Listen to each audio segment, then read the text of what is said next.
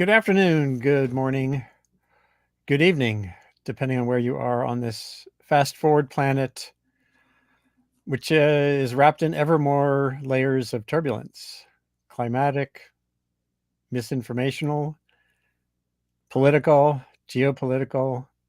It's kind of overwhelming sometimes. And sustain what is my frequent effort to use conversation to cut through toward in the general direction of progress, however you define that. Clarity amid complexity, wherein consequence is in the picture. And this show is a little different. We're cancer risk has been tied to environmental problems for a long time, but when you look carefully at the data, some of that is murkier than we think, and some of the realities of our relationship with cancer are very distorted. Partially because the science has changed, partially because we're all stuck in perceptual tunnels that can make it hard to look objectively at things, especially when emotions get in the way. And having experienced having my own adventures with cancer, so far so good. The last several years, as you get older, this tends to kind of pop into the picture more. Has sharpened my focus here, and it circled me back to an old friend, David Ropeik, who I've known from the Risk Beat, for forever. He a longtime journalist in TV and other media. And I had a book here I was going to suddenly show, but I can't find it. I get it. Anyway, David has worked really hard to clarify, how risky things are and what we get wrong, what we get right. And he's done a book. This book, I assume this was years in the making, David. It's voluminous, but immensely readable and unnerving in some ways, because it challenges many of our perceptions, and useful. It has specific chapters on prostate, lung, all the cancers. You can tick down the list and get a primer on what we do and don't know, and what we do and don't think. And then what we do, what we should do or not do is the question. So David, it's great to have you here on the show to explore, as I say, what humans get dangerously wrong about cancer risk, which is distinct from cancer itself. Thanks for the invitation, and I look forward to the conversation. So how are you doing, first of all? You're yeah, pretty well. Getting up there in years too with my replaced hips and all of my own stuff, but those are I like to remind myself that I have first world problems. Yeah. No, gosh, I always try to make this point about relative risk. I'm lucky. I'm very lucky. Yeah. Oh, the book I was going to bring up earlier is Victor Cohen's book, Reporting on Risk. Oh, the one about the statistics. Yeah. Yeah. I kind of think that that's been forgotten by a lot of newsrooms, but let's get into it. So have you had your own cancer adventures or not? I guess my scariest adventure was a brain tumor in 1992. Oh, that would count. That's not cancer, though. There are tumors that there's that word, and it evokes this fear and these jump to conclusion sorts of reactions that this book is about. I tell in the book the story of how I had symptoms that I couldn't balance and so forth, and had an MRI and went on some medication for vertigo, and symptoms got worse, and it wasn't the medication that was doing that. So I quickly had an MRI, and the doctor called me in on Valentine's Day and said, "You need emergency brain surgery." And when I finally talked to the surgeon 2 or 3 days later, I was immensely relieved that it wasn't cancer. Now, think about that. Brain surgery doesn't often go all that well. Yeah. There's a reason why they do the joke, well, at least it's not brain surgery, right? But I was relieved because the C word was removed. It was a benign tumor. It was in a part of the brain where it could be removed, the back, and it was removed, and I'm fine. But it was a really interesting scare that now when I started researching this book, and you write it did take 10 years to do, I had my own emotional, oh my God, the C word is pretty scary experience. Yeah, I'm going to get to mine a little bit down the chain here, but tell me why you start with an apology. Oh gosh. Thank you for asking. And I was hoping to get that in early in the conversation. So this is perfect. This book suggests that some of our fear of cancer in some ways exceeds the evidence, therefore is by definition irrational, and therefore qualifies for the use of the word phobia. But to many people, when they hear that, my friends, when I've been researching this, and people who I talk to, and lots of people in response to things that I've written, hear the challenge that fear of cancer is a cancer phobia, they're offended, and they should be. Yeah. And I totally understand that and respect that. And ergo, the apology. Cancer can be often dreadful, cruel.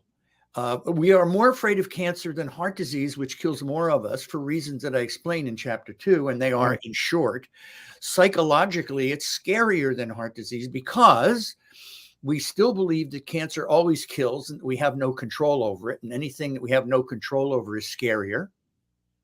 It's actually no longer true, and we'll talk about that in a minute, but that's what the common belief is. So that makes it scarier. It kills in really cruel, awful ways. It eats you away and over time, and it creates a great deal of suffering, and any risk that kills you that way is scarier for the nature of how it kills you, not the statistical likelihood.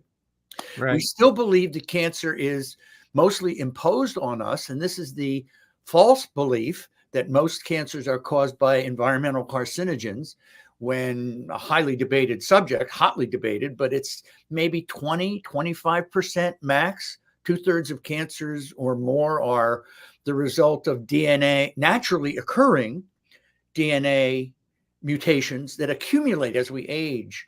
Most people who are first diagnosed with cancer are 55 or older. Most people who die of it are 70 or older. So it has these psychological characteristics that make it particularly scary, to get back to the question.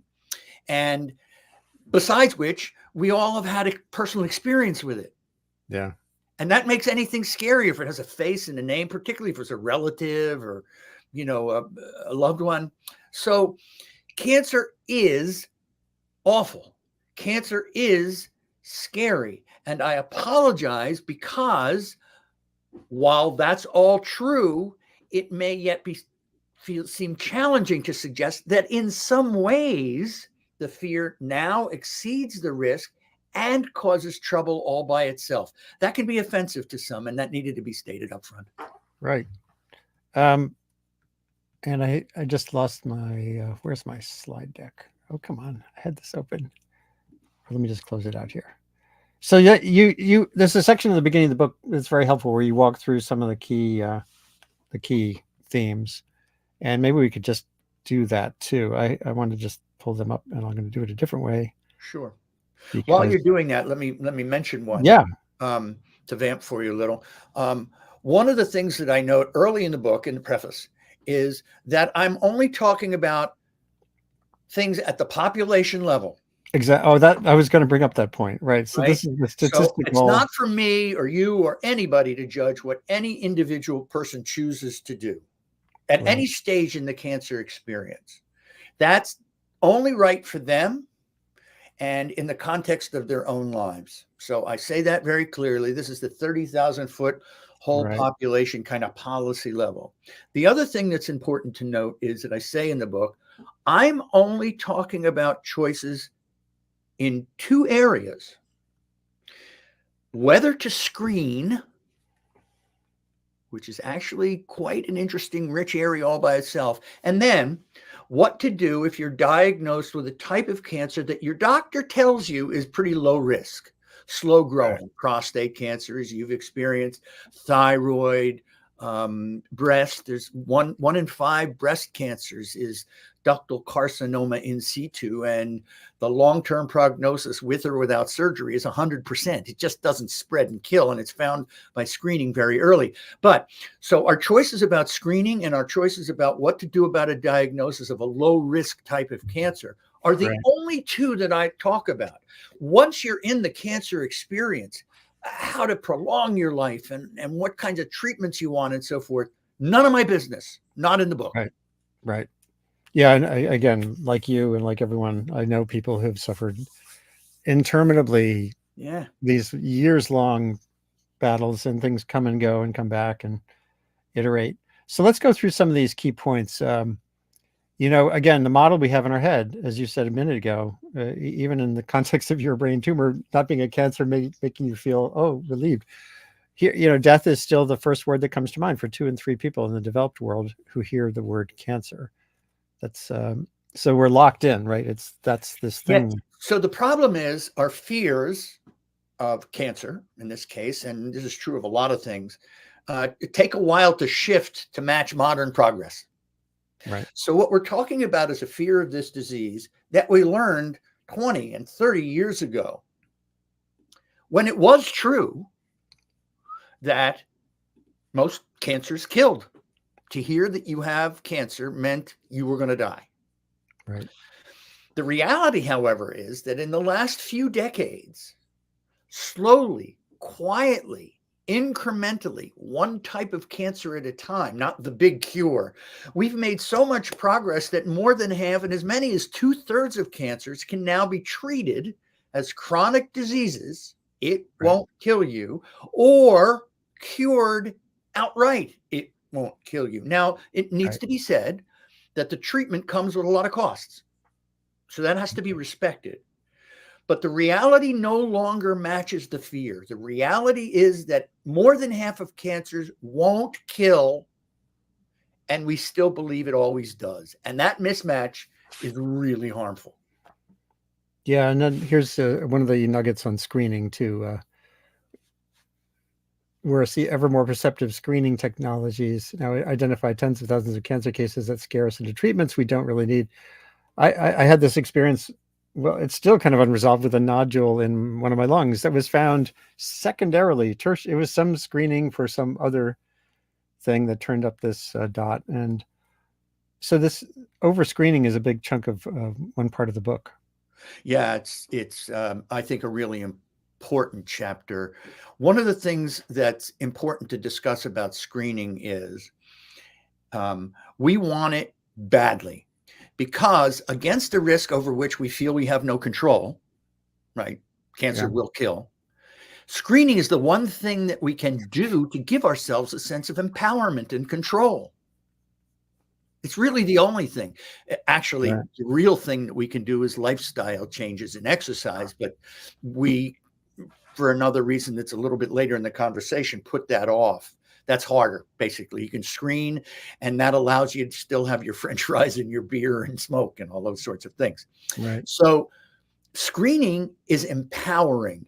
And Lord, most religions would be grateful to have the deep faith that we have in screening. Study says, people are told screening won't do you any good and it'll harm you, and they say, I want it anyway. Okay. Right. So then what we want is better, more, better, more, better, more. Huh? And it's gotten really good at finding tiny little early spots and readings on our PSA and so forth. But down at that level, what it's finding now and what we've discovered in the last 20 or 30 years is lots of cancers that would never do anything. Right. They're tiny.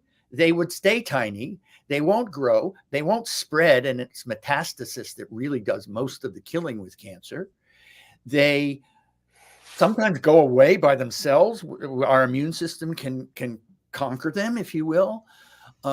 Screening is finding disproportionately the cancers that won't kill. But you tell a patient you have some form of cancer, even if you quickly tell the patient, but it's a non-threatening kind, don't worry. Guess what they hear? Cancer, right? Cut out my prostate, cut off my breast, cut out my thyroid when you don't really need to. And that's where the harm comes. And thinking through the secondary consequences of those decisions. Yeah. And by the way, in your case, it's an interesting thing. Screening all over our body finds these, they're called incidentalomas. That's What a what the great name name. category, right? So if you screen the whole body, like these whole body screening programs that are available and some people recommend, you will find suspicious spots, Right. period. And they're mostly nothing. We all have something that isn't a perfectly smooth piece of tissue here or there. My sister had a suspicious incidentaloma that led to an unnecessary surgery on, I think it was her kidney. Incidentalomas are a huge way that thyroid cancer is found. Right? We don't screen for thyroid cancer, although they do in other countries. And oh my God, the problem in South Korea where they screen for it and they find it, and that leads to tens of thousands of unnecessary surgeries because 85% of thyroid cancers are called papillary. They're tiny, they're small, you'd never know you have them. You'll die Right. with them, but not from them. But we don't screen for them here. But what we do screen for is chest stuff like you had, right? Right. Or neck or head stuff, right? And oops, there's a spot, and Yeah. people are off to the races. Yeah. So And it becomes this incidentalomas are a big cascading, screening problem all by themselves. it becomes kind of a cascade. And Yeah, I think that's exactly I think that's what they call actually, it. The medical cascade. That's exactly what they call it. I think the incidentaloma in my lung led to a PET scan, which showed the physiological activity in my thyroid, that there was something suspicious there. Do you Et voila. and the C word is getting bandied around, and your heart starts thumping. Yeah. How can it not start thumping? And then we make all sorts of choices to get more aggressive care than we really need, and Right. that can cause harm that we don't really have to suffer. And we will talk about this sort of cancer industrial complex aspect of this. Yeah. Um, you mentioned this earlier, but as you said, cancer is mostly not caused by environmental substances in the air, food, water, and other products. Some is. And by the way, I still remember in the 80s when I first read, I think Bruce Ames had that study that was a cover of Science magazine that talked about carcinogens in bruised celery and the like. It's not just man-made chemicals, etc. Yep. Fascinating how then the environmental history, environmental movement, which we'll talk about a little bit, has sort of fed that perception too, tipped the balance perhaps. There's a really valuable history lesson here for the audience of your Sustain What audience. In the 1950s, we were freaked as hell by nuclear weapons. And the Ban the Bomb movement was the first international movement, protest movement. It then turned into ban atmospheric testing of nuclear weapons because there was radioactive fallout in milk in Vermont cows and fish everywhere. That is how the modern environmental movement got started. Fear of the indiscriminate falling down of radiation causing cancer as part of the Ban the Bomb movement. Along comes Rachel Carson and other leaders who equate the indiscriminate falling down of industrial chemicals with radiation. And they say, wow, they're just as bad. When the science was suggestive, but not at all firm. And since then, it has been an absolute core mantra belief that industrial chemicals, and they don't usually put in the word industrial, they just say chemicals, but they really mean the man-made ones, are a huge cause of cancer. Now, what needs to be said here right away is, yes, some do. Yeah. Absolutely. A quarter of cancers, roughly, very roughly, are caused by environmental carcinogens. Gosh, asbestos and benzene and all kinds of things, right? And now we're worried about PFAS, and so forth. But it is convenient for the public to latch on to what feels appealing. Right. Somebody's doing this to me, an imposed risk. An imposed risk feels much worse than one that I'm taking by myself, which I'm taking way more when I have too much wine or beer or way too much or don't exercise and don't eat my fruits and vegetables and all that mom sounding stuff. But that's voluntary. That doesn't feel bad. The man-made mantra of the environmental movement has really imprinted deeply into the public psyche this belief that, and survey after survey shows this, that most cancers are caused by environmental carcinogens. And that feels like it's imposed on us, and that raises the fear of it. And guess what? We then pour money into protecting ourselves from environmental carcinogens, and yay for every penny that's spent.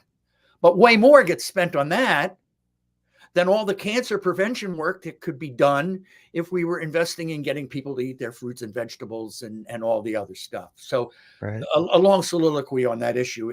It's an important one for us to bear in mind to keep things in perspective. Yeah, I'm showing here from your book, this section, Yeah. really striking line from Silent Spring. Chemicals are the sinister and little recognized partners of radiation in changing the very nature of the world, the very nature of its life. Boy. And she goes on to say, and you know, this is disappointing because she was a marine biologist. She was a trained scientist. Only man can create these things. Right. No, nature does too. And at high enough doses, that's really critical with all these things. It's all about dose. One aspirin's not bad for you. 100 is lethal. You know, a little bit of something is not bad for you. A lot is. Glyphosate, for example. They say it's safe at the levels we're exposed to, but a lot of it, you know, you drink a glass, you're dead. Yeah, she goes on to say in Silent Spring that only man can create these. So there's that myth, you know, and it's part of a larger myth that's really an important one. And you discuss it, I'm sure, with your guests a lot. There's this whole belief in the environmental movement, and I clung to it for a long, long time, that modern man is screwing up the natural world. And Lord knows that's true, and God knows how many ways. But taken to its extreme, we want to go back to the Garden of Eden. You know, nature, the end of nature, Bill McKibben wrote, the end of nature. Nature's changed out there as I look outside my window, but it's still there, right? We've altered nature. We haven't ended it, but a lot of people in the classical religion of environmentalism think we've really ruined, killed nature as soon as civilization started. E.O. Wilson wrote this in his book Creationism. My gosh, a brilliant mind. Nature died when human civilization began. And this stuff that we're talking about, this cancer phobia, is one of the effects of that harms us. Worth talking about. Yeah, for sure. And again, that's why this book is so valuable. Thank you. And your other writing. Here's a final nugget from the beginning. You know, basically, age is like an interminable rolling of dice, right? We're rolling dice and rolling dice and rolling dice, and little molecular things are happening, and then things start to go awry. Yeah. So cancer was the 8th leading cause of death in 1900 in the advanced, more richer world. We're not supposed to say developed anymore. I get my language correct. In the richer nations, cancer was the 8th leading cause of death in 1900. 8th. It followed all kinds of goofy stuff, you know, being run over by horses. But then we started living longer. And by 1930, it was the 2nd leading cause of death because for the first time in human history, lifespans were reaching and exceeding 55. A magic number. A magic number because of, you're seeing the statistics there on the screen. I don't have to repeat them. We were finally living long enough for diseases of aging to catch up with us and show up. Heart disease is another one, disease of aging largely. And here's something that's really important, the science here. So DNA unravels every time a cell makes a copy of itself and re-ravels. And 1 in a million of those, it makes a mistake. Sometimes the cell says, whoa, mistake, and kills itself. Sometimes the mistake sticks. Sometimes the mistake doesn't do anything. Sometimes the mistake can encourage uncontrolled cell growth. That's what cancer is. So over time, 1 in a million sounds pretty low, but boy, our bodies are busy unraveling and re-raveling ourselves all the time. Those mistakes add up. There's one other important point here, and this is where the lifestyle part comes in. A lot of DNA damage is done by inflammation. Inflammation can come from that glass of wine. Inflammation can come from digesting certain foods, red meats. Inflammation can come from the free radicals released when I breathe. Gosh. So there's a lot of natural mutations happening. As we age, they build up, and here we are with cancer being the second leading cause of death. We're living old enough for that to happen. And yeah, this is such an important thing to keep track of. Once again, it's so funny. Every once in a while, I lose my screen with my slides. So let's just go back to the two of us.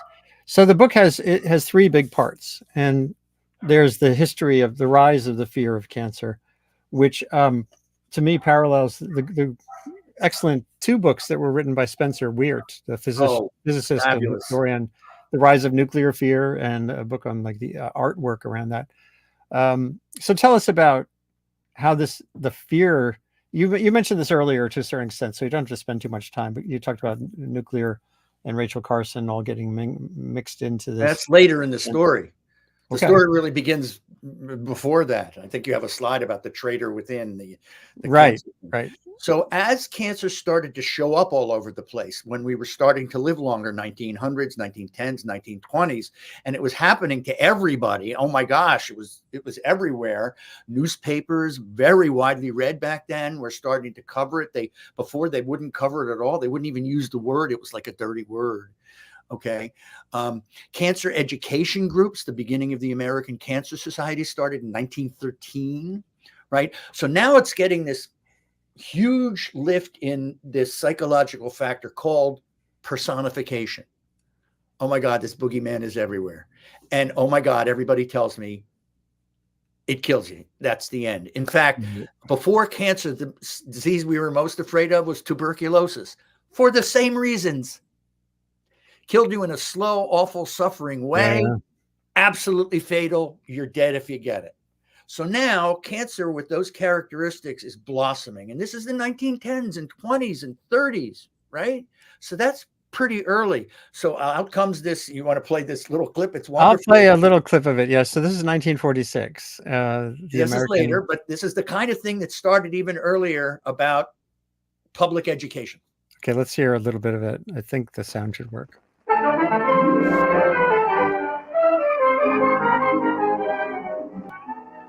Month after month, cancer kills close to 200,000 of our people each year. Yet more than 1/3 of these deaths can be prevented.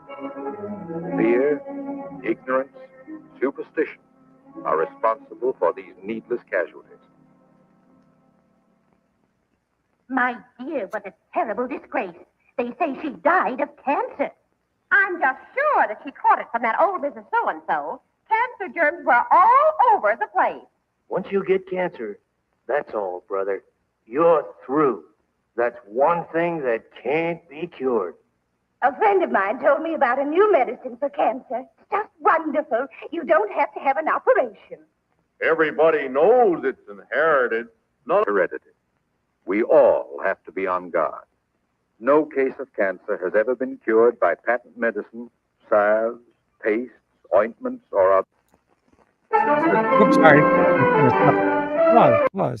So some of that actually sounds useful. It's trying to debunk the mythologies. So the American was ACCS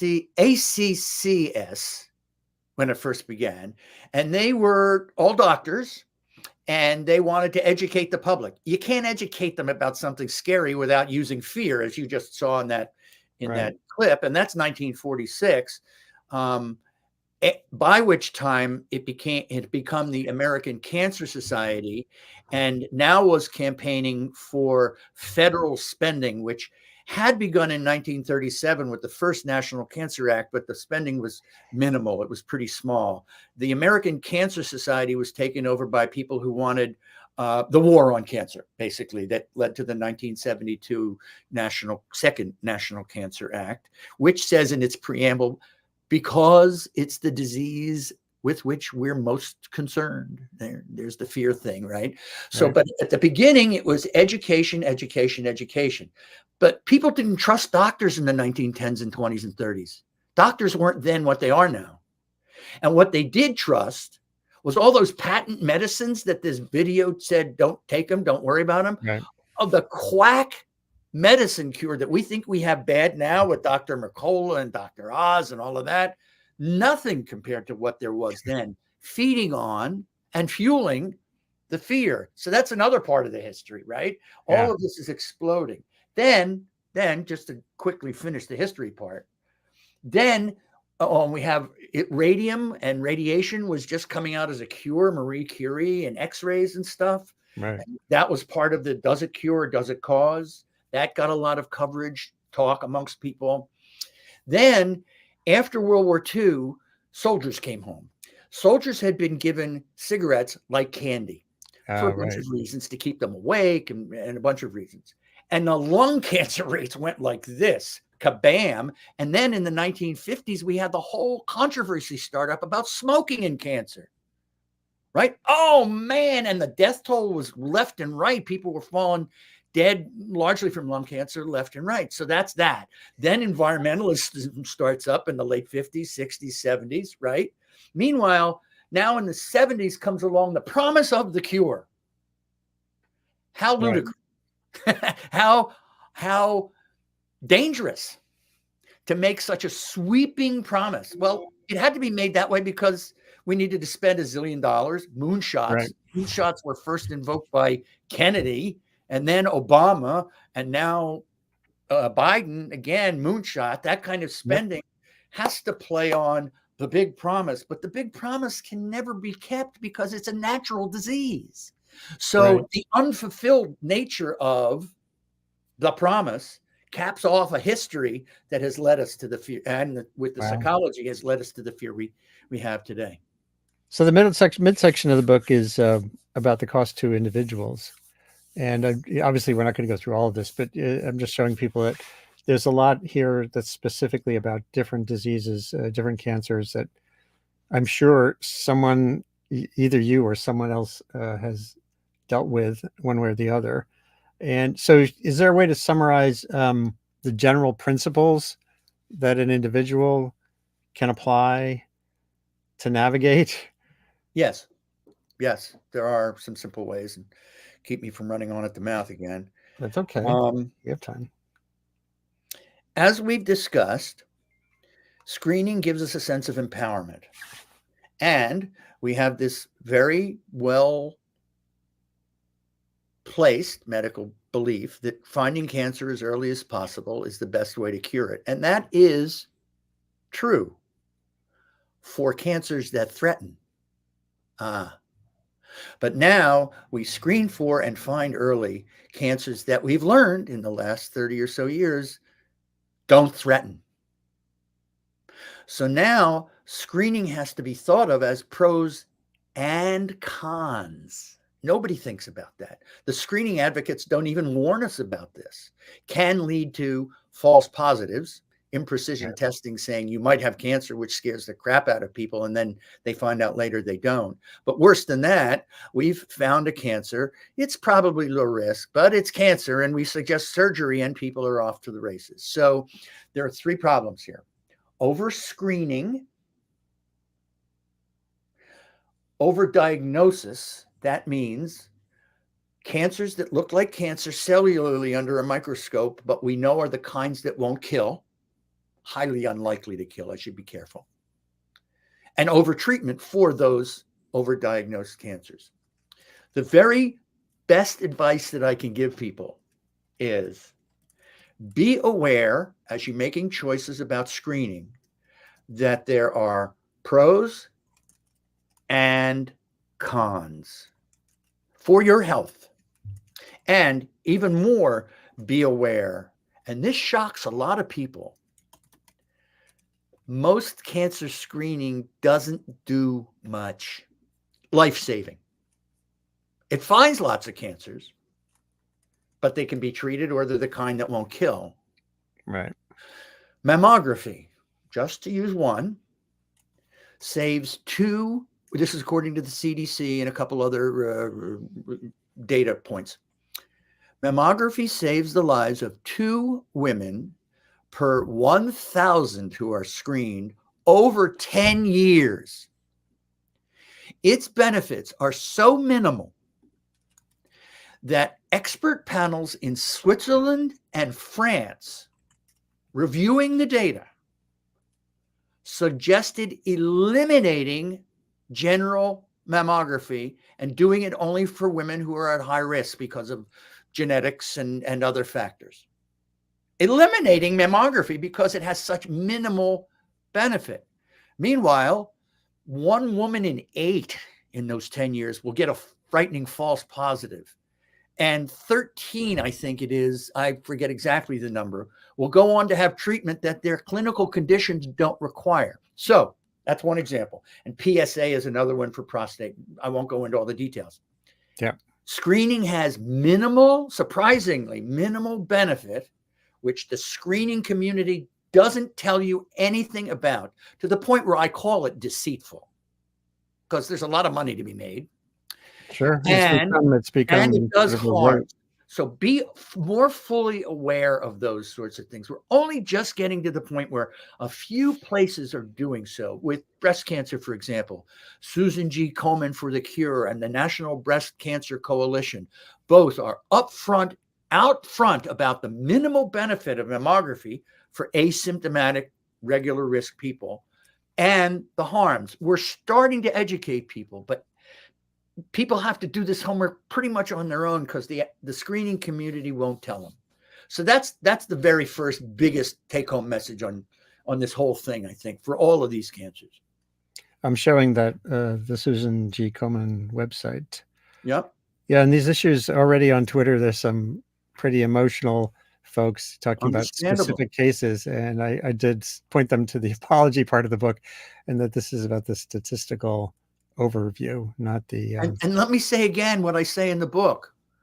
With heartfelt sincerity, at the individual level, one's emotional relationship with cancer is none of my business and not what I'm talking about. And I apologize for seeming to offend those personal experiences. But at the 30,000 foot level, when you add up all of the harm that our fear of cancer also does, in addition to the disease, it too is something that we have to be aware of and fight. So I'm showing here, there was a really interesting New York Times op-ed last August that seems very much in sync with your view, by 2 physicians who deal with this, from their standpoint, and surgery, breast cancer oncologist and a surgeon and urological oncologist. And they kind of, and I think you are too, pushing for a different way to, literally a different name, as you said, with the brain tumor, getting clear on the things that are of a certain character within the panoply of things called cancer and the things that aren't. Doesn't it seem silly to have to say that words have impact? Yeah. And yet the medical community, in the case of breast and prostate cancer, resists the idea of taking the scary C word out of the diagnoses of diseases that we know are highly unlikely to ever cause any harm. And they don't say do nothing. They say do watchful waiting or active surveillance, which are progressively more rigorous. Come back and we'll check you up every once in a while to make sure. Right. So it's not like go away. Yeah. Right? So, but in the field of thyroid cancer, they have made the change. Listen to the story. It's a wonderful story, Andy. So there was a physician who in training was in Russia and was treating the young people who were getting thyroid cancer from Chernobyl because it got into the milk and the kids were still eating the milk because the Russians hadn't taken the milk supply out of circulation. And he saw all of these thyroid cancers, and he became such an expert that he came to the States and is now one of the leading thyroid cancer experts in the country. His name is Dr. Yuri Nikiforov. And he and another doctor named Ronald Gosain realized that 90% or so of thyroid cancers are these tiny little micronodules that you'll never know you have them unless some sort of screening catches them. They're too small to even feel, which is how we used to find thyroid cancer. And they'll never do anything to you. You'll die with them, not knowing you had them, not of them. And they realized that the C word was probably scaring people into more surgery than you need. And I have a very, very, very close loved one who went through exactly this experience. She heard the word cancer in her diagnosis, was reassured that it was highly unlikely to harm her. She had her thyroid removed and has suffered permanent struggles with getting her metabolism right because the pills that they give you to replace that thyroid hormone don't do as precise a job as nature. So Gosain and Nikiforov fought for 15 years to have this type of cancer renamed. They've taken the C word out. It's got 7 words in it. Extra papillary non something. It's a very long word. It's NIFT-P is the acronym. They took the word of cancer out of the diagnosis specifically to reduce the harm. Doctors in prostate and particularly in breast refused to do so. And here's their argument that Esserman and Egerman, who I talked to for this book, talk about. Cancer is so much the enemy of medicine. And doctors are pretty afraid of it too, right? From their medical standpoint, that they worry, and some doctors actually say this about breast cancer. If we don't include the scary word in the diagnosis, some people will choose to just monitor and maybe 1 or 2 of them might die. And we don't want that to happen, do we? No, we don't. Meanwhile, way more harm, doctors who have sworn to do no harm, is being done by the presence of the C word in the diagnoses. Find a different way to word it. Be clear to the patient what it means. And we could probably reduce some of this harm. That's what Esserman and Egerman have talked about. And by the way, their work is just one of several types of efforts to reduce the harm of over-screening, over-diagnosis, and over-treatment. Theirs is just one approach. There are others. And do you get the sense they're facing opposite? Is this a David and Goliath kind of situation, or is there steam building here? I think there's steam building, but it's still David and Goliath. So David has picked up the stone. I don't know where we are in the metaphor. The medical community is pretty conservative. Yeah. With breast cancer, for example, to be specific, they say we have not done the studies comparing no treatment to treatment. And is mortality the same? Well, we have 20 or 30 years of epidemiology that says, yeah, it is. But they want the randomized controlled trial, the RCT, the gold standard. And there are 3 of them underway. Yeah. The problem is that women won't sign up because they're told you might be put in the no treatment group. Oh, shit, I don't want to have any part of that. Oh, that's so interesting. They can't do this research. With prostate cancer, and here's what some of the progress that has been made there. You probably know about this. There is a test looking at not just the cells to see under a microscope if they look like cancer, but there are other things about their morphology that can reasonably well predict what the cancer is likely to do. Mm-hmm. It's called the Gleason score, for those of you who are listening. Oh, right. And a low Gleason number says you probably have one of those slow-growing ones. And to reduce the harm that the C word does in the diagnosis, it's still there. But now doctors officially, legally, have a sanctioned option to give patients of just monitoring things with either watchful waiting or more aggressive active surveillance. That one involves biopsies pretty regularly, and that has a whole risk factor all by itself. Yeah. But the fact that men can do, let's just see what happens instead of take out my prostate. Between 2010, when this change was made, in 2015, the number of people having full prostatectomies dropped by like 30%. That's a lot of harm removed. So in the prostate cancer world, there's some progress, but there's still resistance to taking the word out of the diagnosis. Yeah, that's so interesting. Now I'll get into a little bit of personal experience. Yeah, please. Let's see. Share this tab instead of share. Hold on one second. Why is this? I still do the technology here on my own, and it still befuddles me sometimes. Hold on one second. try one more time. Here we go. Oh yeah. So yeah, I've had a rising PSA level for a while, and actually I had a reading of 10 recently, Wow. and I've had two of these fusion biopsies, where they do like 14 different little samples across your prostate. And there was a point a year or two ago when I was up to, this was category 4, high risk of clinically significant cancer. And yet since then, it's still been just sort of a simmering possibility. I'm not sure about the Gleason score thing. So it's kind of in the murk. And I'll tell you, my wife will remember there was a point when I was saying, why don't we just take the whole damn thing out? Just take out the risk, Here I am, science writer for 40 years. And my strong inclination was to just prostatectomy or whatever, why live with it? Well, it's like women who have a genetic predisposition doing a prospective mastectomy, but I didn't have the predisposition. So that shows you how powerful that sense of, out damn spot literally is. So a couple quick things. The PSA test is not recommended by the United States Preventive Services Task Force, which does the government's recommending of what's more likely to be beneficial than harmful with cancer screening, or by any medical group. And the urologists who make money from doing PSA tests and biopsies and the surgeries were brought along kicking and screaming into that same agreement. The PSA test is something that you should talk about with your doctor. That's the official recommendation. And what that means is that over time, if you see a trend, it can tell you something. But the one-off test, the cutoff of concern level number is 4. If you have a 4 or a 5 or a 10, Andy, it could be because you rode your bike to the doctor. It could be because you had great sex or any sex the night before the test.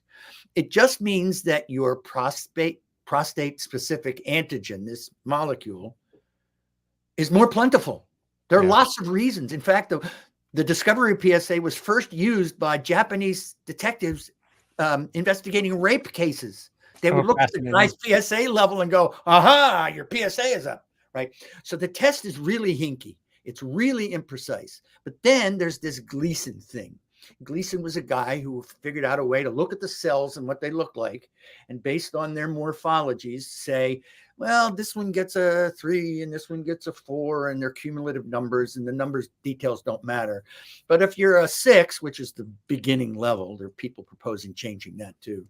6 or a 7, you probably have a don't worry about it, a less clinically threatening cancer. And if you have a higher one, that means the cells look like we need to think more seriously about it. All of which is totally lost on smart Andy Revkin. Right. When you hear the C word. Right. Right. And by the way, in my book, I tell the story of a smarter guy than you or me together about cancer, Dr. Joseph DeVita Jr., who was the head of the National Cancer Institute. Yeah.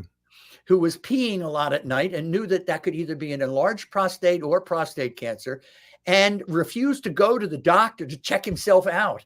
And only later, when he had to have a PSA test done in connection with surgery that was coming up for his knee or something, did he find that he had better do something about it. And he describes the week of waiting after his surgery to find out what he actually had removed as the scariest in his life. This is the guy who knew it all. The C word's really scary. Yeah. By the way, you're reminding me in that general misperception statement about Daniel Kahneman, who sadly recently passed away. But I recall an interview with him maybe 2 years ago, talking about when the pandemic was erupting. He was still desperate to go. He was going to go to France for some meeting, and despite all his reading of the clarity of the pandemic spreading, he still wanted to go to the airport and go to France. We really, intelligence doesn't always take you away from, this gets to, you and I, we've been, and Victor Cohen decades ago, we try to focus on the rational approach to risk, but boy, it just seems really hard.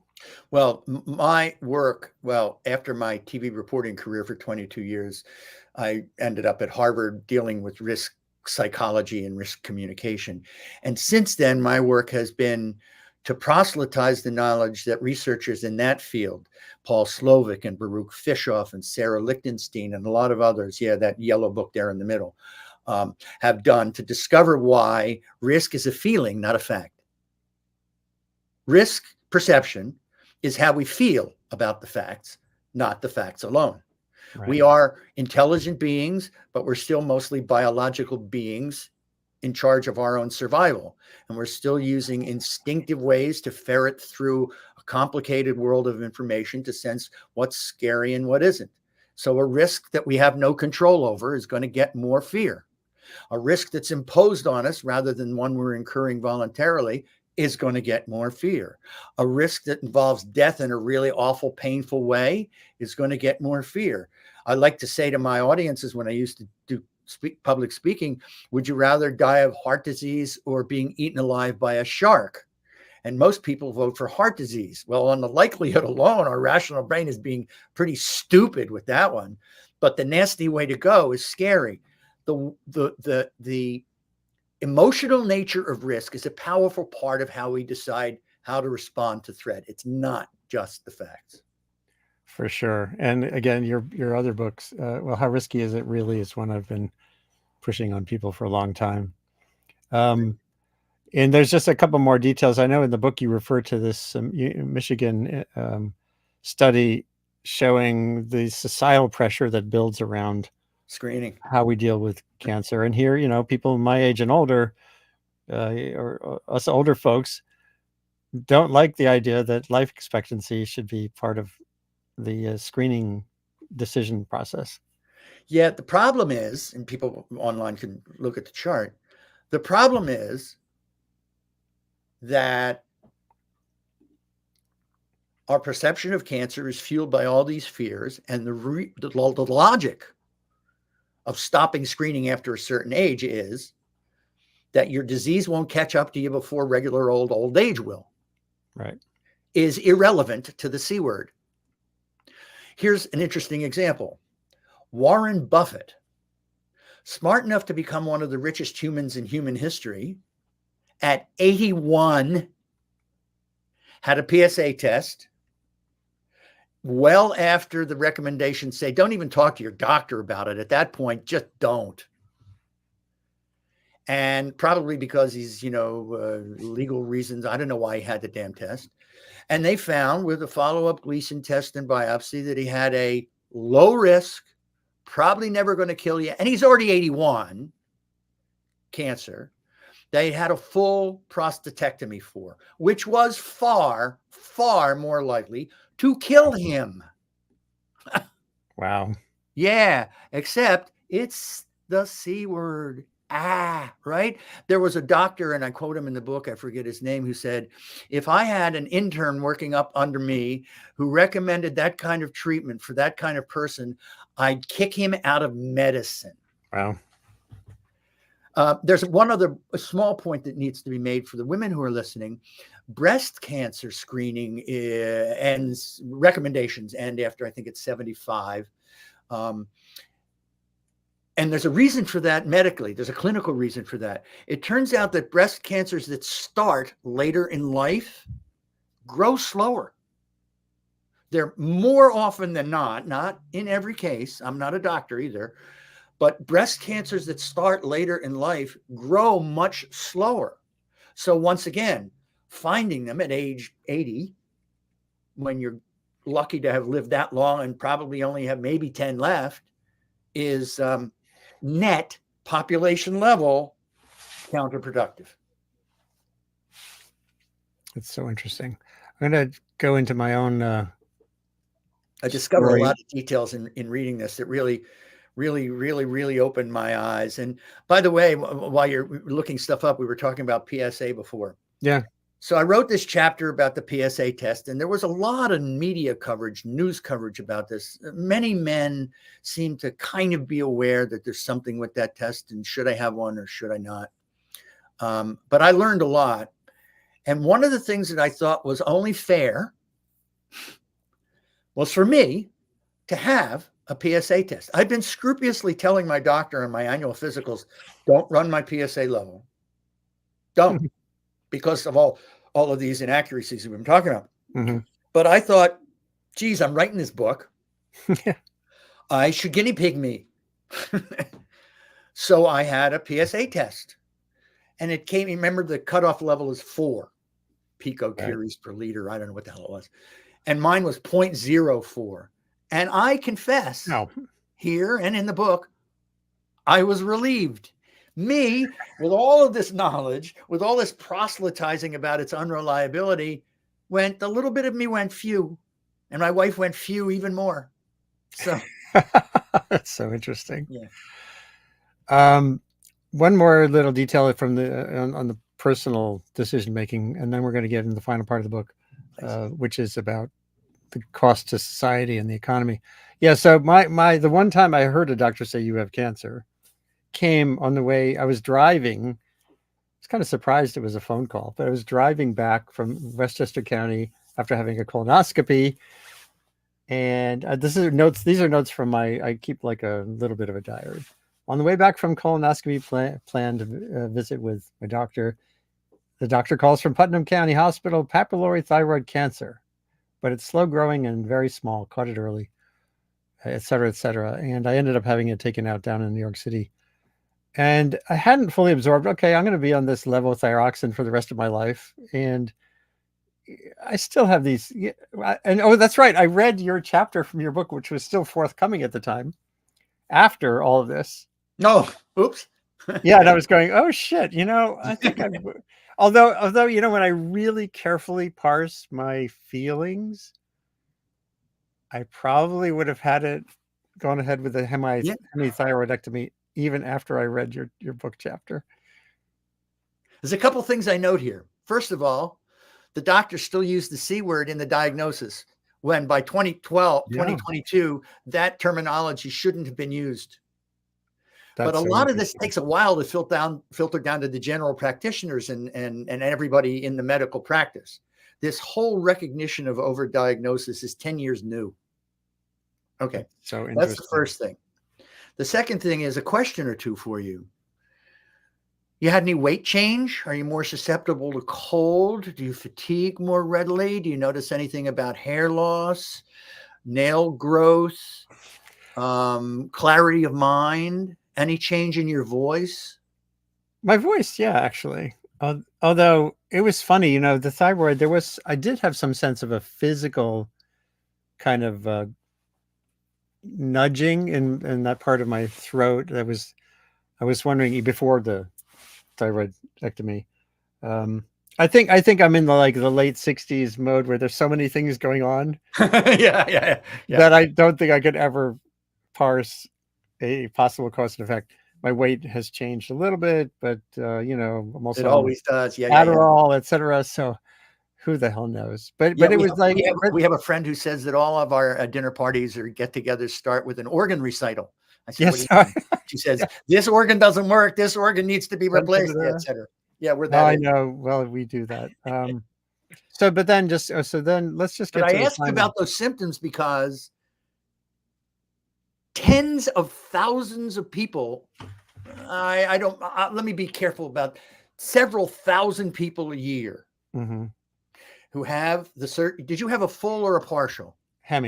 Partial. So a thyroid kind of looks like a butterfly. So hemi is one wing, for people who didn't know. So thousands of people who have either hemi or in particular full thyroidectomies and go on levothyroxine have lifelong problems with their metabolism. And getting it just right isn't as good with the pill and how much level you have to take and turn it up and turn it down. You probably know all this. And a significant number of them have damage to their vocal cords, which is right next to this very small little space where they do the operating. All for it's slow growing and very small and caught early and probably will never harm you. But that's the C word. Perfect. There you go. I know. Believe me. But now that I'm on that course, it's just, there we go. You know, it's a Yeah. one-way street when you do an intervention like this. Oh, well, you know, now you need it, pal, because that part of your body's gone. That's right. It's very interesting. Yeah. So the last section of the book is on the cost to society. And I'd like you to talk about that. Just the numbers are really quite stark. You know, the question of why we have a National Cancer Institute that's larger and many times larger by staff than the National Institute for Heart, Lung, Blood, etc. So just talk about that part of things. So let's go down the list of the ways that the fear of cancer impacts society. So there were in 2017, 21 million people who went in for cancer screening who were younger or older than it was recommended for. Wow. That cost the US healthcare system $9 billion. The cost of surgeries for cancers that were never going to harm people cost the healthcare system $5.3 billion. Okay. There were several trillion dollars worth of lost productivity in the time off work that these people from their surgeries all experienced. Now we're leaving out all of the people who are physically harmed, right? We're talking about society. Right. The National Cancer Institute is the only part of the National Institutes of Health, the director of which is named directly by the president. Since 1972, the War on Cancer, National Cancer Act. It has a budget that is 3 times what is spent, and maybe mostly they do research, but they also work on prevention, right?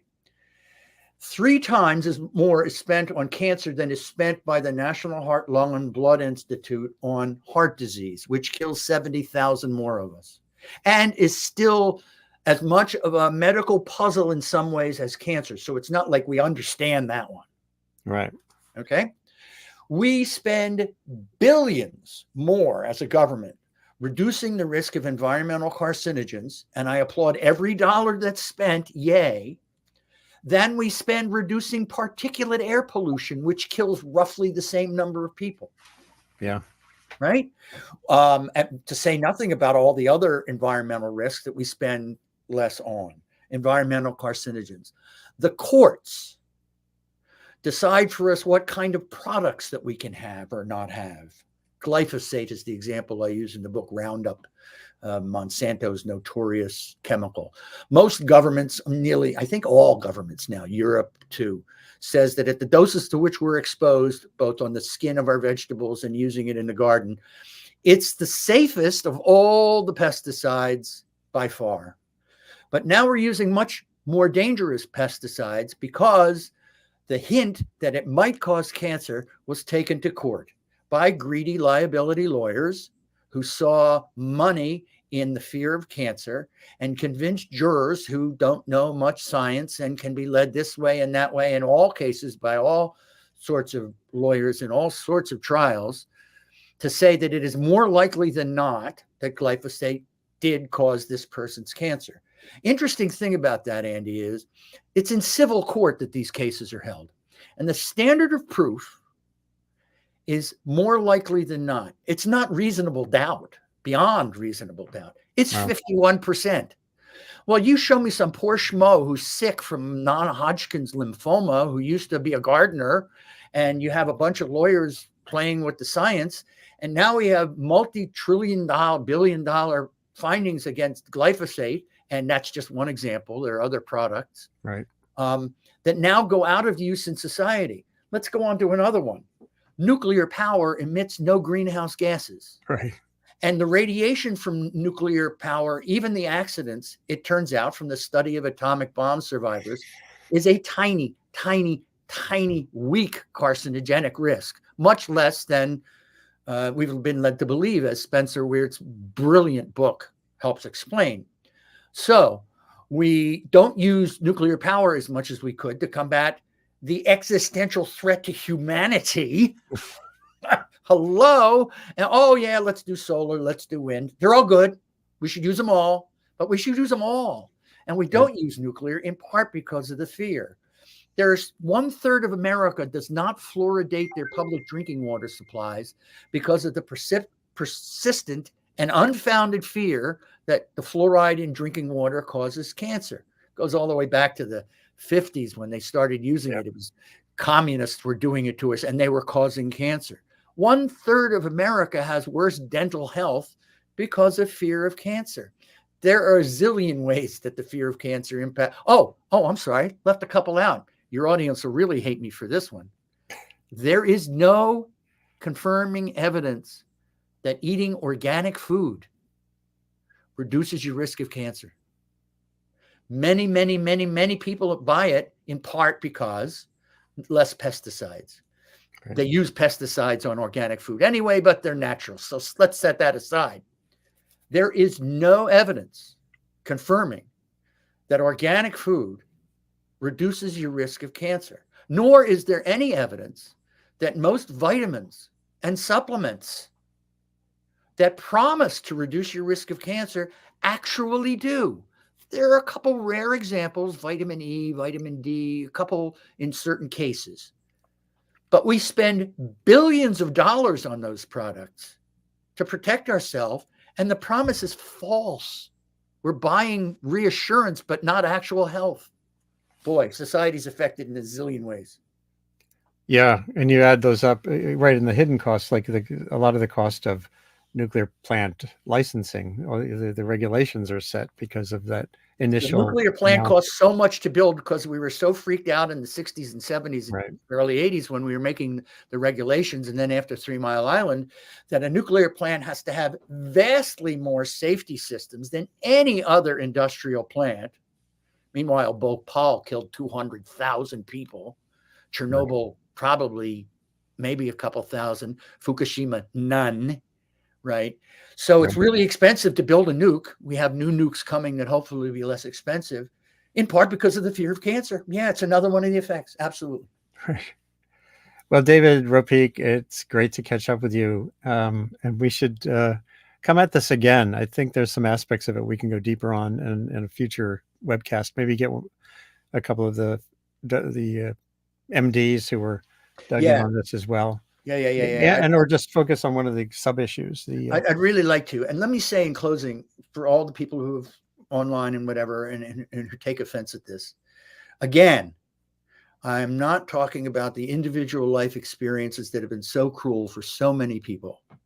I'm talking at the population level. If you look at adding it all up, as a matter of policy, we need to think about this, the excessive fear of cancer that doesn't always kill anymore, and finding it as early as possible can lead to trouble too. We need to take that into account as we decide what as people and as a society we want to do about cancer. If we want to remove this category of harm, cancer still does terrible harm. We should be afraid of it. I get it. But this category does too, and we need to recognize that as well. Fantastic. Well, again, this will be ready for sharing as soon as we're done. It's archived on Facebook, YouTube, LinkedIn, and Twitter, and even Twitch. So thanks. Let's do it again. Great to see you, and maybe we'll catch up in person sometime again. I hope so. I look forward to that. Thanks. Take care, David. Take care.